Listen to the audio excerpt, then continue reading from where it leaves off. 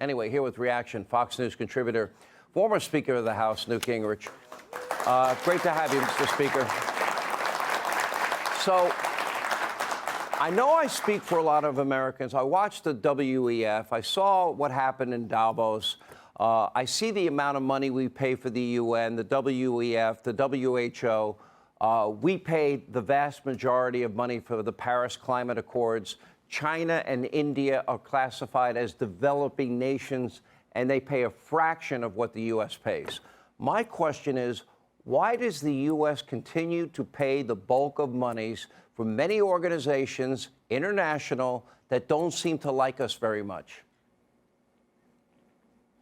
Well, first of all, a lot of the liberal elites who favor paying the money don't like us very much either.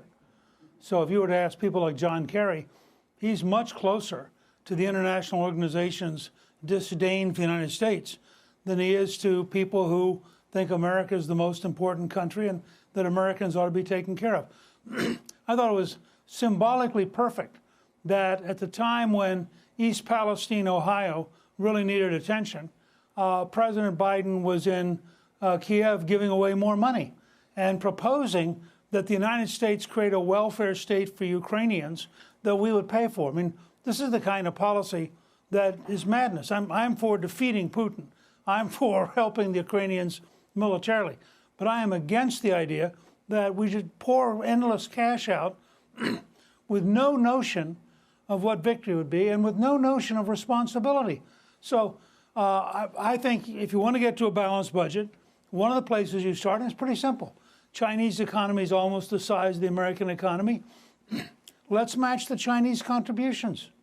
They give 198 million, we'll give 198 million. That saves us about $1 billion here, $1 billion there. Not big money, but if you can save $4, $5, $10 billion by not giving it away, it is a step towards a balanced budget, which is what one of our major goals should be. So the WHO, we've given hundreds of millions of taxpayer dollars to, and Joe Biden would agree, if they go forward with this agreement, he would agree to give over 20% of whatever pandemic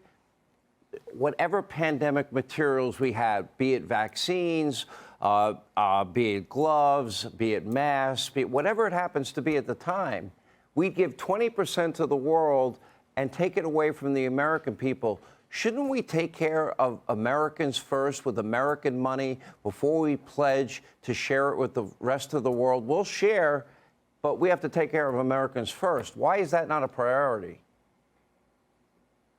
Well, because I think if you are a liberal Democrat, you inherently believe that the United States is not a good country. You know, Ambassador Kirkpatrick, you gave a great speech once describing the Blame America First Democrats. Well, what's happened is they've now become the Weaken America First Democrats. If you look at everything the Biden administration is doing, from the borders to releasing criminals, to releasing terrorists, to giving money to Iran, again and again, what's the number one pattern? You weaken America. Weaken American energy, increase the importance of Russian and Saudi energy, and Venezuela. I think you have to understand that from the standpoint of the left, the United States is a bad country. And so the left really does believe that you shouldn't stand for the national anthem. You probably shouldn't say the Pledge of Allegiance. You certainly shouldn't teach American history accurately because their vision is of a world in which the world submerges us. That's part of why they love an open border.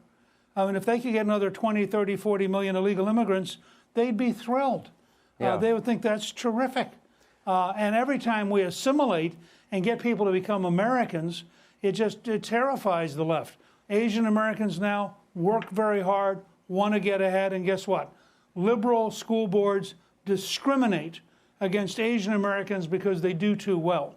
Again, this is the same pattern. And what you've pointed out about international organizations, I think would be good for the congressional Republicans to go through inch by inch everything we're spending outside the U.S. and decide, is that really more important than a balanced budget? Is it really worth burdening our children with that debt? And if not, quit spending it. Mr. Speaker, great to have you. Thank you for being with us.